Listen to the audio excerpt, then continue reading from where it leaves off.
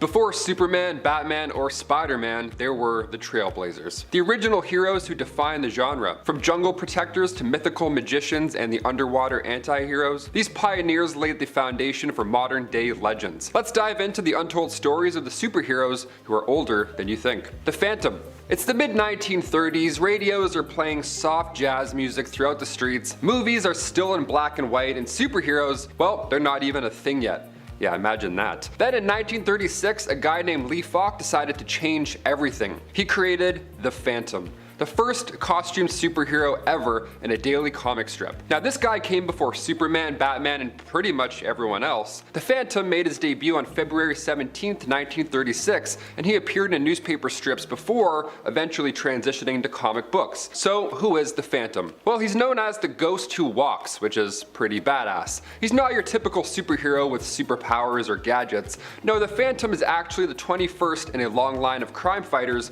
who passed the mantle down from father to son. Must be nice. He operates out of the fictional African jungle of Bengala, protecting it from pirates, poachers, and other bad guys. Now what makes him so cool is his mystique, right? People think he's immortal because for 400 years there's always been a Phantom. His costume is also iconic. A purple suit, black mask, and striped trunks. Looks like somebody I would never want to mess with. Oh, and let's not forget Skull Cave. Of course, the famous Skull Cave, his secret hideout where he keeps treasures and records of past adventures. The Phantom's legacy is massive. Without him, who knows if superheroes would have ever worn their iconic costumes. He set the template for so much of what we love in the genre today. And hey, you ever wonder why Batman lives in a bat cave? Well, you could thank the Phantom for that inspiration. He's such a nepo baby, isn't that true? Yeah, he's born, that's it, now he has a job. That's it, no applying. No reference letters? Must be nice, dude. Mandrake the Magician. Before Harry Potter, Doctor Strange, or any other magic-wielding heroes, there was Mandrake the Magician. And yes, he would have been a Gryffindor for sure. Another creation by Lee Falk, the same guy who gave us the Phantom. Mandrake made his first appearance June 11th, 1934 in newspaper comic strips, but at the time, Mandrake was groundbreaking. While most comics focused on slapstick or crime, here was a character who dealt in illusions, hypnotism, and the supernatural. Mandrake is this cool magician with a tuxedo, a top hat, and a cape. He looks amazing, the classic magician look. But this guy wasn't just pulling rabbits out of his hat, no, he was doing much more. Mandrake used his skills to fight crime, battling everything from mobsters to intergalactic villains, you name it. His signature move is hypnosis. He could convince enemies that their weapons were snakes or that they were surrounded by fire. Whatever works to save the day. Talk about a creative way to disarm bad guys, okay. Abracadabra. Mandrake also had an incredible supporting cast, including his best friend Lothar, one of the first African-American comic characters portrayed in a heroic and dignified light. Together they traveled the world taking down evil masterminds, other magicians, anyone that's in their way. Mandrake's mix of action and magic was ahead of its time, and he's often considered the blueprint for later mystical heroes. Next time you're watching Doctor Strange, think about this man, Mandrake. Dr. Occult. Alright, this one's a deep cut for hardcore comic fans. Dr. Occult was created by Jerry Siegel and Joe Shuster. You know, the guys who would go on to invent Superman, no big deal. Dr. Occult made his first appearance in New Fun Comics issue 6 in 1935, published by National Allied Publications, which later became DC Comics, the same DC Comics we know and love. That makes him one of the oldest DC characters ever. End of story. Dr. Occult is a supernatural detective, sort of like a 1930s version of John Constantine. He investigates cases involving ghosts, demons, and magical phenomena, anything mystifying and crazy and scary. His tools of the trade include the symbol of the Seven, a mystical talisman that protects him from dark forces. And while he doesn't wear a flashy costume per se, his trench coat and fedora give him quite a classic noir vibe. Also a fedora and you're a superhero? You're my favorite, let's do it. The Shadow. Let's travel back to the golden age of pulp fiction.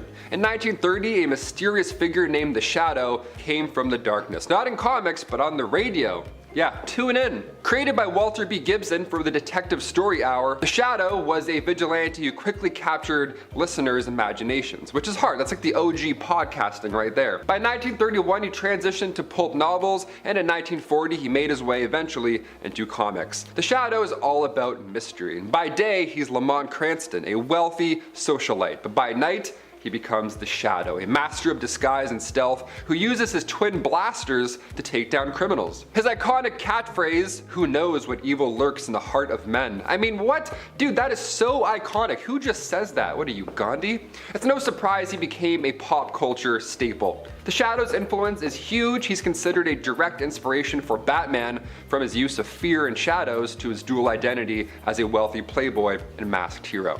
Without the Shadow, Gotham City might look very different today. It might look like Toronto. Captain Marvel, Shazam. Now here's a superhero who once gave Superman a run for his money. Literally. Captain Marvel, now known as Shazam, made his first appearance in Whiz Comics issue 2 in 1939, created by writer Bill Parker and artist C.C. Beck for Fawcett Comics. Now at one point, Captain Marvel was the most popular superhero in the world, even outselling Superman during the 1940s. That wasn't an easy task. Beating Superman, that's actually quite hard. The story is simple, yet magical. Billy Batson, a young boy, is granted the ability to transform into this adult superhero simply by shouting the word Shazam. Each letter of the word represents a mythical figure's power. Solomon's wisdom, Hercules' strength, Atlas's stamina, Zeus's power, Achilles' courage, and Mercury's speed. Yeah, kind of OP if you ask me, but whatever. Shazam's bright red costume and the lightning bolt emblem and gold trim cape became instantly iconic. I liked the first Shazam movie quite a bit, not sure why, but I wasn't very attached to the second one. Wasn't nearly as fun as the first. Also, Zachary Levi's kinda, yeah, he's going downhill. Namor the Sub-Mariner. Namor the Sub-Mariner, Marvel's first ever superhero, is way older than you think. This aquatic anti-hero debuted in Marvel Comics 1 in October 1939, created by writer-artist Bill Everett for Timely Comics, the company that would later become Marvel. That means that Namor predates Captain America, Spider-Man, and even the Fantastic Four. Talk about being an old head. Namor is the half-human, half-Atlantean ruler of the underwater kingdom of Atlantis. Again, Nepo baby for sure. He's got all the powers you'd expect: super strength, the ability to breathe underwater, and telepathic control over sea creatures. Imagine controlling a fish, that would be amazing. But he's also got something you don't see every day. He's got little ankle wings that let him fly. I would love some ankle wings. I wouldn't be late a day in my life. Namor is fiercely protective of his underwater kingdom, which often puts him at odds with surface dwellers. He's one of the first comic book anti-heroes, meaning he doesn't always play nice. Even when he's fighting for a good cause, he's still got some dirty tricks. Some tricks in his little winged shoes. Namor's complex personality, proud, arrogant, but also deeply loyal to his people, this makes him stand out even today. I loved him in Wakanda Forever. I thought he was the best part of the movie, but I don't think we'll see him again anytime soon. Let's hope, but I don't think so. The Green Llama. If you've never heard of the Green Llama, well, don't worry. He's one of those forgotten Golden Age superheroes, but he has a fascinating history. I mean, his name's the Green Llama. I mean, come on. Created by writer Ken Crossan, the Green Llama first appeared in Double Detective magazines back in 1940 and later made the leap to comic books. The Green Llama, whose real name is Jethro Dumont, is a millionaire playboy who becomes a Buddhist monk after spending time in Tibet. He gains mystical powers like super strength, flight, and the ability to emit green energy beams, hence his name. Using his newfound abilities, he returns to America to fight crime and battle evil forces. What makes the Green Llama unique is his spiritual background. He's one of the first superheroes to be explicitly tied to Eastern philosophies, which was rare for the time. Though he's not as well known as Batman or Superman, he's quite an interesting relic from a time when superheroes were experimenting with all kinds of influences. Plastic Man. If you think stretchy superheroes began with the Fantastic Four's Mr. Fantastic, well, think again, bucko. Plastic Man was created by writer/artist Jack Cole and made his first appearance in Police Comics 1 in 1941. It was published originally by Quality Comics.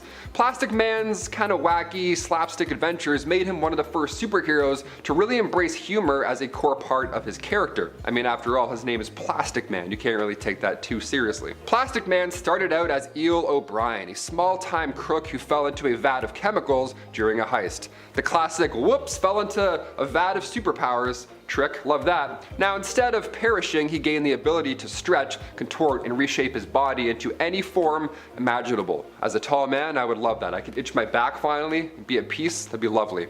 Realizing he has a second chance at life, Eel reformed and became the crime-fighting, joke-cracking Plastic Man. Even after 80 years, Plastic Man remains a fan favorite for his unique mix of comedy and action. The Blue Beetle is another Golden Age hero with a long, fascinating history. Created by Charles Nicholas Wachowski, he first appeared in Mystery Men Comics 1 in 1939, published by Fox Feature Syndicate.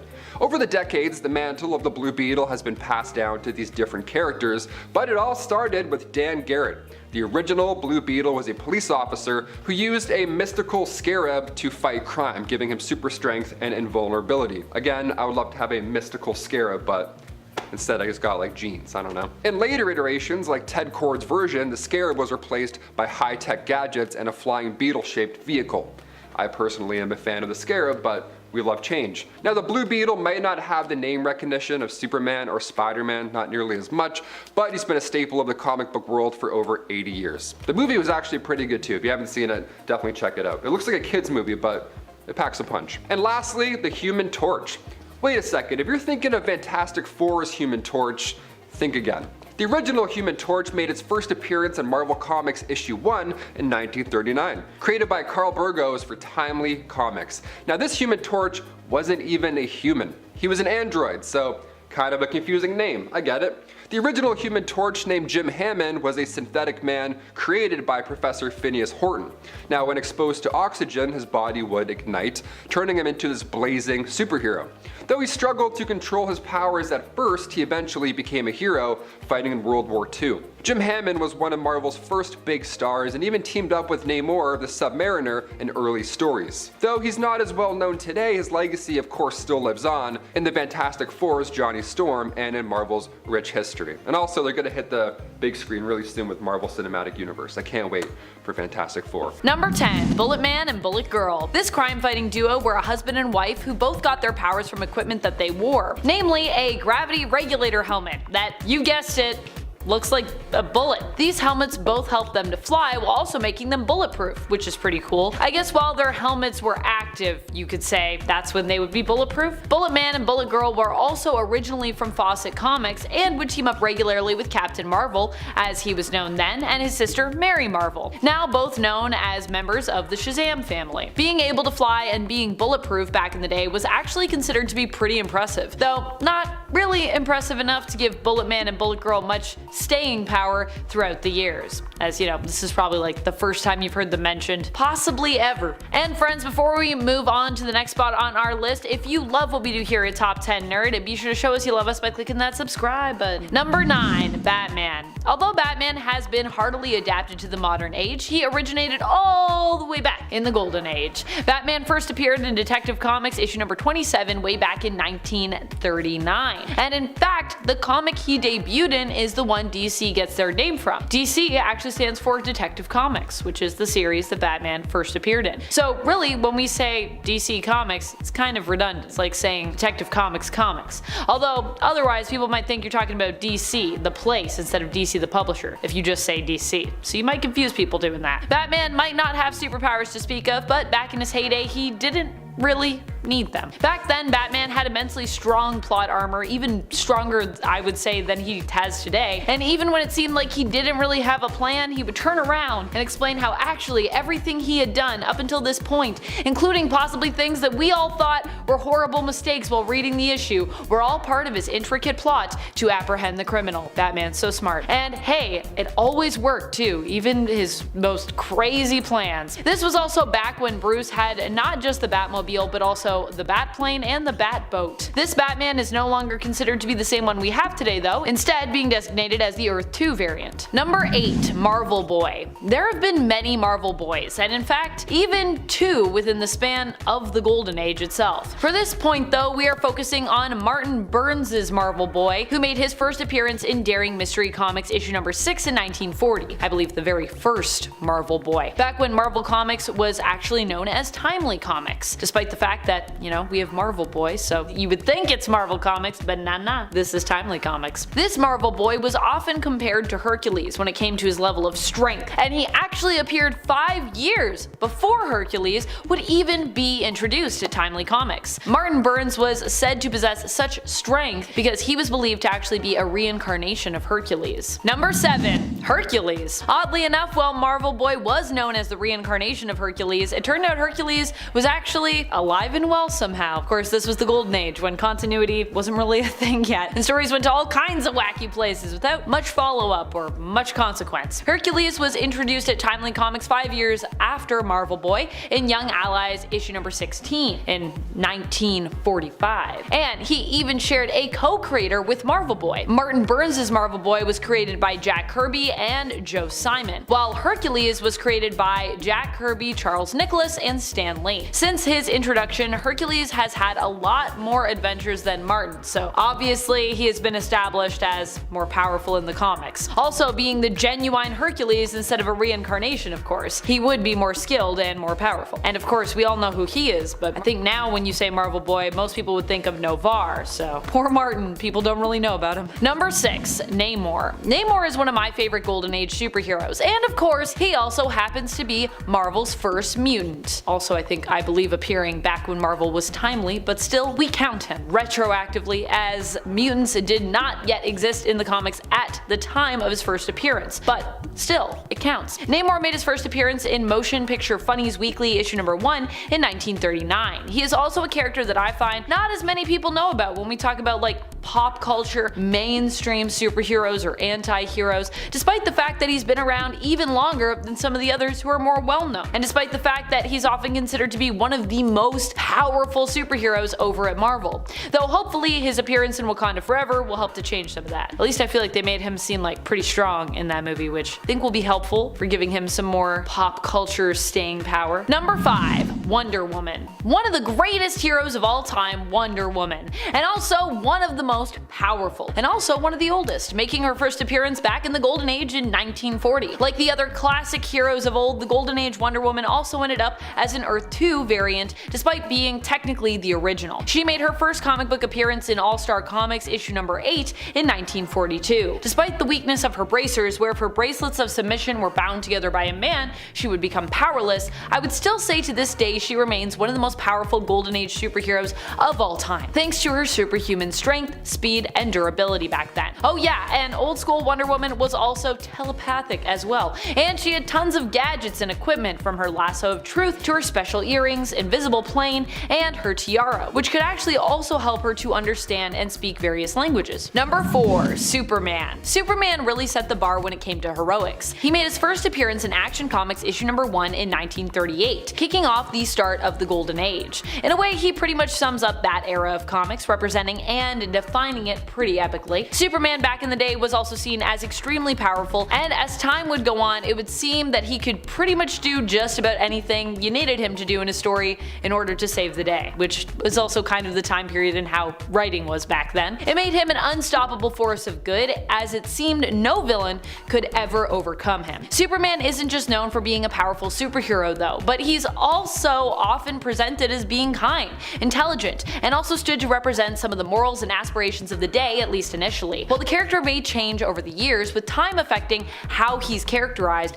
there will also always remain a little spark of the Golden Age within him, especially with Golden Age Superman, who would later be retconned as being from Earth 2, literally a different Superman than the one that we have in main continuity today. Number 3. The Flash. I know people are gonna think this is controversial, but I'm standing by it. It feels weird putting the Flash, even for me, above Superman on, a most powerful list. The fact remains though that Jay Garrick actually has less weaknesses than Golden Age Superman, I'd say, and was still exceptionally powerful. In fact, while Superman is sometimes touted in the comics as being even faster than the Flash, Jay, as the Golden Age Flash, has been attributed with the ability to absorb the speed of other moving objects, and use that momentum to basically boost himself, which means that even if Superman could run or fly super fast, Jay would still will, in theory, be faster. Now granted, this ability was showcased in the early 2000s in DC First Flash/Superman, and it was actually an ability that was learned by Jay from one of the fastest speedsters and Flashes around, Wally West, who is the modern day Flash. But the reality is, while Golden Age Superman got relegated to Earth 2, Jay was able to stay in the more main continuity of New Earth. Well, New Earth was the main continuity until Prime Earth came along, that is. DC continuity. So this means that Jay in essence saw more progression in terms of his powers, whereas the Superman of Earth 2, like so many other heroes, was permanently stuck in the Golden Age, for better or for worse. And in this case, I'd say for worse, because I mean, now that Jay knows how to do that, he could have just come along and just zapped Superman's powers. Although that Superman is, I believe, now gone, so. Number 2, Dr. Fate. Dr. Fate is an exceptionally powerful hero who was also permitted to grow in power and story, as he himself ended up in the New Earth continuity as well, despite making his first appearance in 1940 in More Fun Comics issue number 55. I feel like there were a lot of powerhouses introduced in that anthology series actually, and then of course there was also a bunch of average everyday heroes who didn't have powers and were just, you know, doing their best. Dr. Fate though had power enough for everyone featured. Considering that Kent Nelson has basically limitless power through magic and also immense knowledge with which to wield it, he can do almost anything as Dr. Fate, especially while armed with the Helmet of Fate. Although it should be noted, in his earlier days his power wasn't quite so limitless, with him being vulnerable to magic exertion from constant spell casting, knockout gas, and asphyxiation. But hey, Superman has that magic weakness, so still think that Dr. Fate trumps him a little bit. Number 1, the Spectre. The Spectre is one of the most powerful beings in the whole universe, never mind just in the Golden Age. He also definitely earns his place above everyone else on this list, considering his long list of abilities from immortality and invulnerability to limitless power, which he can use to travel to other worlds, know all, transmute matter, and reality warp. Like Jay, although the Spectre hails from the Golden Age, appearing first in More Fun Comics issue number 52, he would also stand the test of time, later being incorporated into the New Earth continuity. The wild thing is that some of these heroes are still considered the same people in continuity. So many superheroes and comic book characters, even those without life-preserving powers, are kinda like ageless vampires by our real-world standards. Number 10, Hellcat. This Marvel character has a bit of an odd history that I couldn't resist going into a bit. When Patsy Walker first appeared in 1944's second issue of Miss America magazine, she was just a regular teen whose problems weren't exactly on a super level. In fact, her first story involved her trying to raise enough money so that she could attend a concert so that she could convince the heartthrob in the band to be her date to the school dance. She entered the main Marvel continuity in Millie the Model number 103 in 1961, when it was revealed that the comics featuring her had been based on her life and had been written by her mother. It was later revealed that she had developed a fascination with superheroes and wanted to become one, even making Beast of the X-Men promise to help her become a superhero in exchange for keeping his identity a secret. It wasn't until 1975 that she found one of Tigra's discarded cat suits that she achieved this goal and became Hellcat. The clawed suit gave her heightened strength, speed, agility, and reflexes, and after prolonged exposure to the suit, she also developed psionic powers that allowed her to move objects with her mind and resist mind control. So, while she wasn't actually a superhero until the Bronze Age, the fact that she has such an interesting history and was first introduced as a character in the Golden Age makes her worth giving a slot to, even if it is the bottom spot. Number 9, Whizzer. When Robert Frank was on an expedition in Cameroon, he was bitten by a cobra. A mongoose then showed up and fought the cobra, killing it before succumbing to its wounds. Robert's father, Dr. Emil Frank, remembered an old wives' tale and, lacking any better ideas, injected his son with the mongoose's blood in an effort to save his life. Against all odds, Robert had a latent mutant gene which reacted with the blood and granted him superhuman speed. He returned to the United States and became a costumed crime fighter known as the Whizzer, because he can whiz past things fast, not because he's... You know what? Moving on. When the States entered World War II, Whizzer was one of the heroes who helped the Allied forces triumph against villains like the Red Skull. Whizzer's super speed was impressive for its time, but compared to more modern speedsters, it's pretty rudimentary. For example, in his prime, Whizzer was able to reach a top speed of about 100 miles per hour. In contrast, one of Marvel's other speedsters, North Star, is capable of running at 189,299 miles per hour, and Quicksilver is even faster than that that, being able to outrun microwaves at 228,350 miles per hour. And don't even get me started on the speeds that the DC speedsters can reach. Wizard isn't a particularly remembered character, but he was loosely adapted for the screen and briefly appeared in the Netflix Jessica Jones TV show. Number 8. Blazing Skull. First appearing in Mystic Comics number 5 in 1940, Mark Anthony Todd was a reporter covering the Second Sino-Japanese War when an artillery bombing forced him to take shelter in a cave that was populated by a race of people with flaming skulls called the Skullmen. They told Mark that destiny had chosen him to be a hero,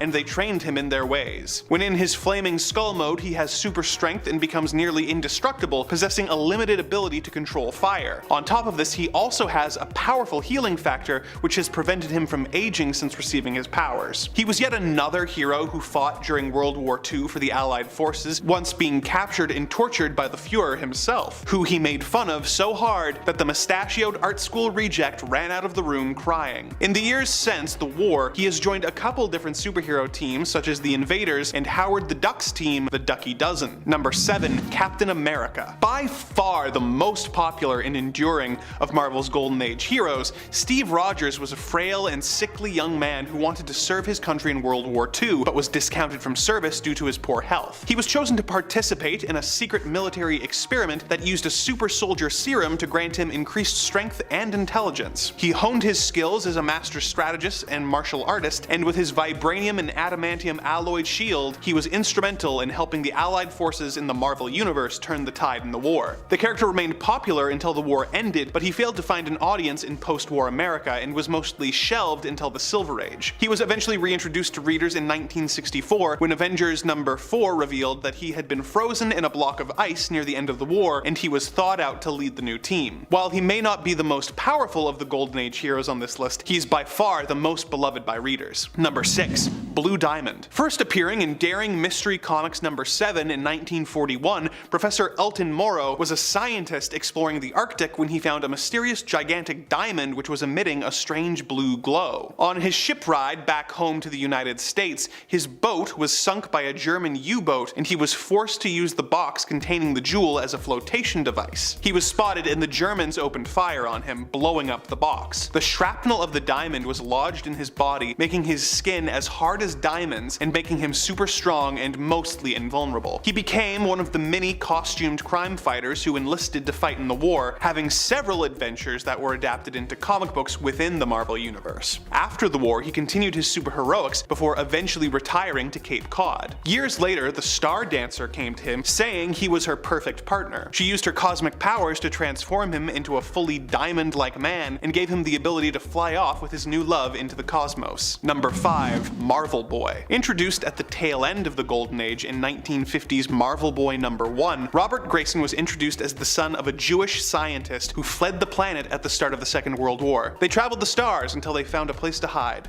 Uranus. Much to their surprise, they found out that Uranus is actually heavily populated by Uranian Eternals. They accepted the travelers, and Robert and his father were allowed to stay in Uranus. Robert was given a supersuit as well as a pair of energy bracelets which allowed him to manipulate gravity and light, which allowed him to fly and blind his enemies. He was also given a headband that lets him control his spaceship with his mind and gives him telepathic powers that allow him to read and control minds. He returned to Earth and began to fight crime as Marvel Boy. Marvel Boy only lasted for about a year before being shelved for almost 30 years by Marvel Comics. He was featured in an issue of What If in 1978 and was eventually brought into the mainstream continuity with a slightly revised origin in 2001. In this new version, Marvel Boy also has super strength and stamina, and now that he is a grown man, goes by the alias Uranian. Number 4. Jack Frost. Jack Frost was one of the first characters created by Stan Lee with Charles Nicholas at Timely Comics, the company that would eventually become Marvel, in 1941. The character has no solid origin, with even he not knowing where he came from, but for as long as he could remember, he had always been in the Arctic. His first story in USA Comics number 1 involves him coming across a dying man in the Arctic who tells him that his business associate has murdered him and is going to go after his daughter. Jack vows to stop the villain and goes to the States to find him. He shows up at the police commissioner's office offering to help fight crime, but after demonstrating his powers, a misunderstanding causes the police to think he's a criminal. He finds finds the bad guys and saves the man's daughter. The main villain starts a fire, which Jack manages to escape from with the woman. The woman tells him he should save the criminal so he can stand trial, and Jack says,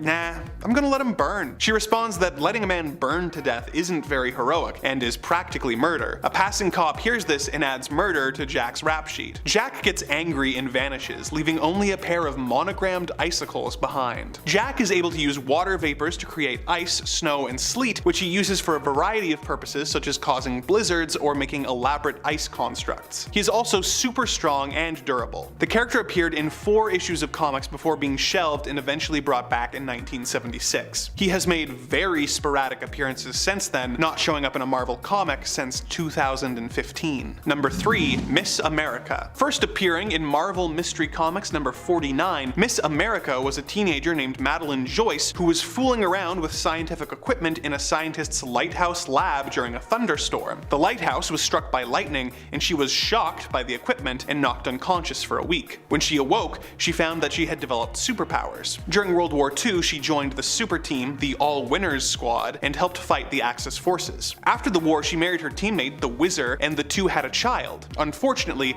their power combination led to the baby being a radioactive mutant who was soon taken away by the government. They tried to have another child, but this one was even more radioactive and was stillborn. The radiation caused Madeline to die of radiation poisoning mere hours later. When she was alive, she had the ability to fly and superhuman stamina and durability, being about as resistant to damage as, say, Jessica Jones. She was trained in hand-to-hand combat by Captain America and is said to possess the strength of 1,000 men. She used to have X-ray vision, but that was soon retconned away, perhaps to avoid a lawsuit from DC Comics. Miss America was the 3rd female superhero to receive her own solo title, being beaten only by Wonder Woman and Sheena the Jungle Queen. Number 2. The first Human Torch. Not the iconic member of the Fantastic Four you may be thinking of, the original Human Torch was a humanoid android designed by a scientist to be a perfect imitation of humanity. Due to a bizarre design flaw, whenever the android was exposed to air, he would burst into an extremely hot flame. The android achieved sentience and went on a run through the city, burning everything he touched and being unable to control his fire. He eventually learned how to control himself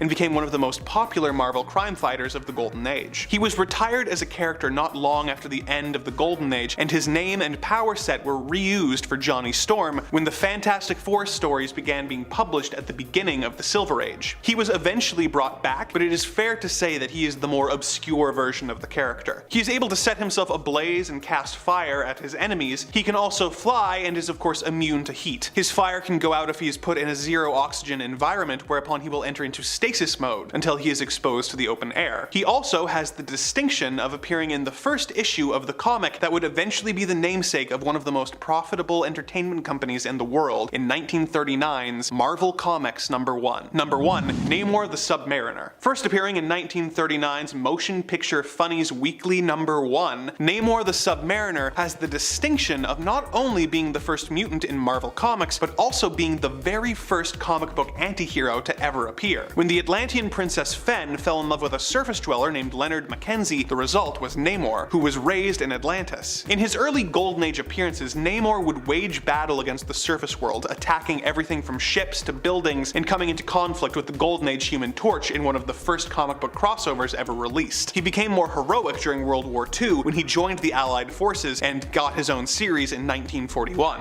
Like many of the Golden Age characters, he was retired in the early 50s when superheroes lost much of their popularity before being reintroduced in 1962 in Fantastic Four number 4, where it was revealed he'd been living as an amnesiac hobo. He became an anti-hero once again and has remained a staple of the Marvel Universe ever since, recently being adapted for the silver screen in the movie Black Panther: Wakanda Forever. He is capable of surviving on land and underwater, and has super strength that makes him able to go toe-to-toe with strong characters like the Thing, Thor, and even the Hulk. He also has super speed, both above and below the water. He has superhuman durability and the ability to telepathically persuade fish to do his bidding. You know, like Aquaman always gets made fun of for doing. He's been shown to be able to affect the weather, and as if all that wasn't enough, he has little wings on his ankles that allow him to fly at incredible speeds. Not only is he the most powerful Marvel hero of the Golden Age, but he is one of the most powerful of any age, having fought multiple Avengers at the same time without much issue.